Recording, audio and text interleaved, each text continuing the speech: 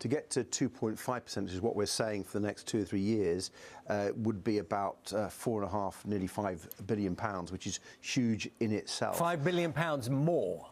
£5 billion more. So we put forward an idea today that the tax called the Digital Services Tax, which is a tax paid by 20 multinational companies with turnovers over £500 million, many of the big tech companies, search engines, social media, and so on, that should increase from the current 2% to 10%.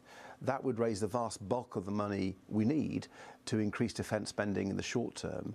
And if you add to that our proposal to confiscate Russian assets, and we've got £22 billion in UK banks, that could help us fund Ukraine support as well. So you are confident that the maths that you've done there could cover the cost without cuts to other services? Because immediately people will be thinking if the government is spending more on defence, then something has to go.